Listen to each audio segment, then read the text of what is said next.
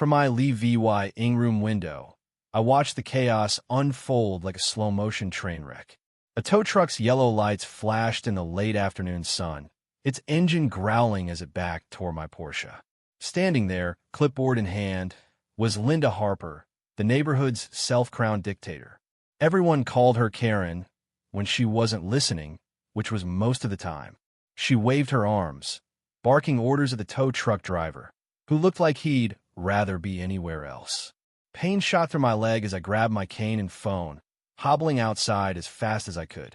Then I saw Ida police cruiser rolling up, lights blazing. Linda's smug grin melted into shock. I couldn't help but smirk. She'd finally crossed a line she couldn't uncross. 3 months ago, I'd moved to Willow Creek, chasing quiet after 15 years in the Army. 2 tours in Afghanistan left me with a titanium rod in my right leg and pain that forced me out of CERVYC sooner than I'd planned. This neighborhood seemed like a dream: eat lawns, tidy houses, and close enough to the VA hospital for my checkups. With my pension and some SAVYNGS, I splurged on a cobalt blue Porsche 911. It wasn't brand new, but that car was my slice of freedom after years of salutes and orders. I checked the HOA rules before buying my place. My Porsche, parked in my driveway, broke exactly 0 of them. But one weekend, a note appeared on my windshield. Saw vehicles must be garaged overnight. La cento fine. So I double-checked the HOA handbook. The rule applied to RVs and work trucks, not my car. I fired off a polite email to the board, clearing up the mix-up. The next day, Linda Harper showed up at my door, her blonde hair chopped into a sharp bob, sunglasses perched on her head despite the gray sky. "You're the new guy," she said, her smile as fake as a $3 bill. "I'm the Willow Creek HOA president. That sports car of yours is a blight on our family-friendly community.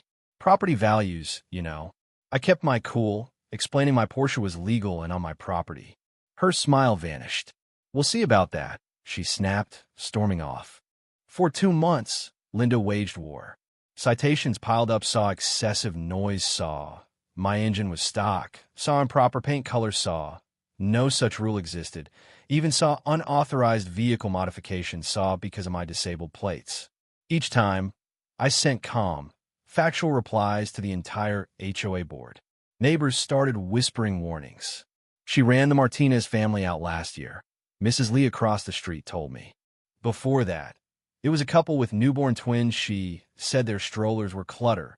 Things got uglier when Linda spotted the wheelchair ramp I'd installed after a bad pain flare-up.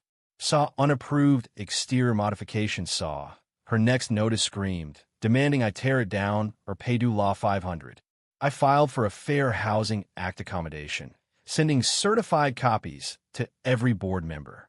The board shut her down, and her glares as she drove past my house turned venomous. I didn't want to fight.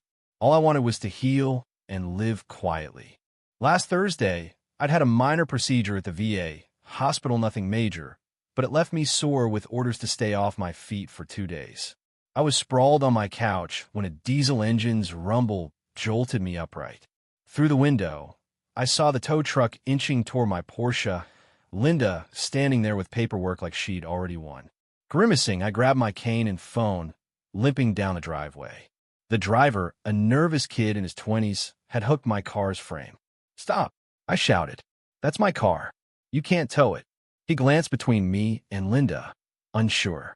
"Sir, I've got paperwork saying this vehicle's in violation," he mumbled. Linda stepped forward, face red. "This car's been a problem for months," she said, while VYing me off. The board approved its removal. A voice cut through. "I'm on the board, and we approved no such thing." It was my neighbor Tom, drawn outside by the noise. Linda whirled on him, eyes blazing. "This is none of your business, Tom." I pulled out my phone, hitting record. "Show me the towing notice," I told the driver calmly. "And your license." He handed me the papers, HOA letterhead, Linda's signature, but no board vote, number 30-day notice. Linda yanked out her phone. "I'm calling the police. You're interfering with HOA business." I smiled. Good idea. I was about to do the same. Still recording, I dialed 911. "I'd like to report an attempted theft of my vehicle and harassment." Someone tried to legally tow my car from my property. Linda's jaw dropped. The driver backed away, clearly regretting his life choices. 10 minutes later, 2 cops pulled up. I handed them every citation, my responses, the HOA bylaws, proof of my disability. This is harassment under state law, I said evenly. And towing a car with disabled plates without notice is a serious offense. The officer, a no-nonsense woman named Officer Grant, skimmed my documents, then turned to Linda. Ma'am, where's the board's authorization for this tow? Linda's cool cracked. She rambled about property values and community standards, dodging the question. Tom stepped up. I'm a board member. We never voted on this. Last month, we confirmed his car's fine. Neighbors gathered, watching the showdown. Officer Grant's partner inspected the tow papers while Linda's gestures grew wilder. The driver unhooked my Porsche, eager to escape. 20 minutes later, I couldn't believe my eyes. Officer Grant pulled out handcuffs. Linda Harper, you're under arrest for filing a false report, attempted theft by deception, and forging HOA documents. Linda's face went white.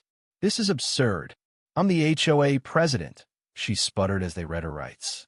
A search of her purse turned up blank violation notices she'd used to terrorize others. The crowd watched, stunned, as Linda was led to the cruiser. Before they left, Officer Grant approached me. You'll need to give a formal statement at the station. With this EVY Denke and witnesses, she's facing multiple misdemeanors, maybe a felony for forgery. I nodded, leaning on my cane. And sir, she added softly, thank you for your CRVYC. As the cruiser drove off, Linda's indignant face pressed against the window. Neighbors I'd never met came over, offering handshakes and support. 3 weeks later, I sat in a courtroom as Linda's case wrapped up. She tried tears, claiming she was just protecting the neighborhood. The judge wasn't buying it. 18 months probation, due life $5,000 in fines, community CRVYC, and a restraining order barring her from my property. The HOA booted her, and her real estate license hung in limbo.